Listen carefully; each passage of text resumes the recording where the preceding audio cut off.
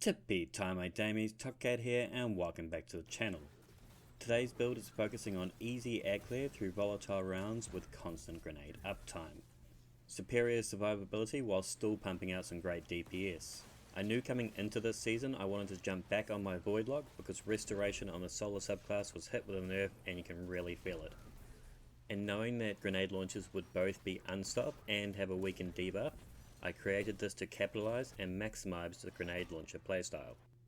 Our exotic is the Nezarics Sin, the perk Abyssal Extractors. Void damage kills increase ability recharge rate. This works for both your ability and weapon kills, so you can get a void kill and activate Abyssal Extractors for a couple of seconds. Subsequent kills and multi-kills extend this buff to I believe about a max of 20 seconds. I've been rocking the Fatebringer with Osmosis to turn it from a kinetic to a void, as this build is capable of 10-second cooldowns for our grenades. Many of our favourite weapons roll with Osmosis, and whilst this ain't necessary for the build, it will maximise it. I'm using the Magnetic Grenade as it's got one of the most consistent damage values, but by using the Chaos Accelerant it will change its form into a short range Void Blast. This is devastatingly strong. Explosive damage that excels in close range that disintegrates foes, and works well against those adds that just want to come up and explode in your face. Echo of Undermining adds a weaken effect to your grenade to help debuff larger targets. Echo of Instability, damaging targets with your grenades grants volatile rounds to your void weapons. When a target has the unstable void, it takes additional damage via explosions whilst it takes damage. Thanks to our exotic and mods, you'll never be short of grenades with this build, so much so that these volatile rounds just feel normal and can completely change your favourite void weapons. Whether its use is on your primary, special or heavy, it just adds a little bit of hot sauce both in terms of your damage output and really fulfills that power fantasy. The Dead Messenger is acquired from the Vox Obscura mission. This triple waveframe GL got a buff to its perk, The Elements.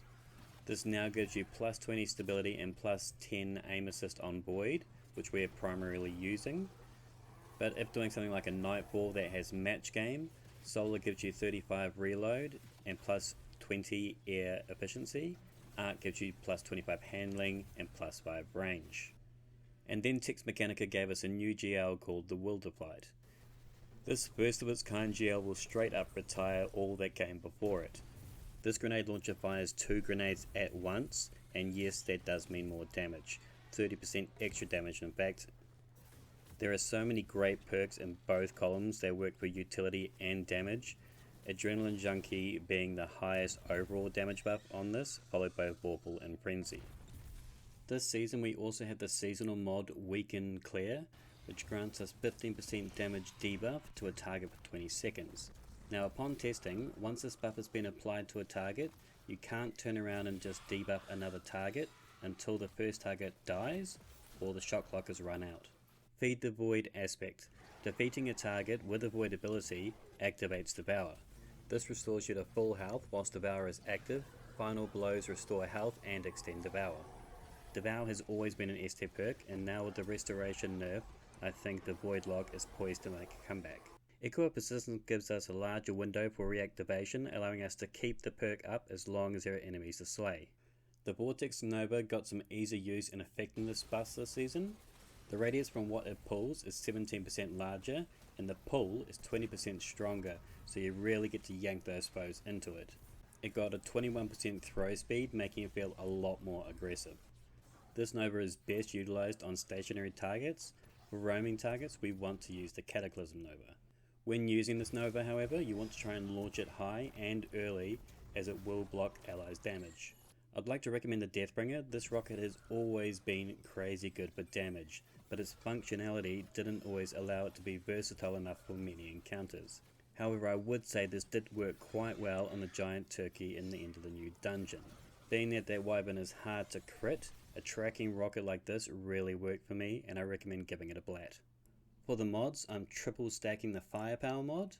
Whilst charged with light, regain a portion of your grenade energy when you use your grenade, and double stacking Blast Radius. Become charged with light by rapidly defeating targets with either your GLs or your rocket launcher. This ensures that we are never short on those grenades to keep us with volatile rounds full time. I'm double stacking energy diffusion to help mitigate the incoming damage. Lord Calvin's Basilisk gives us void overload grenades. Plenty of space for ammo finders, space for loaders and champ mods. For our stats, prioritize discipline, recovery, resilience, a little bit of strength, and not so high on the mobility and intellect.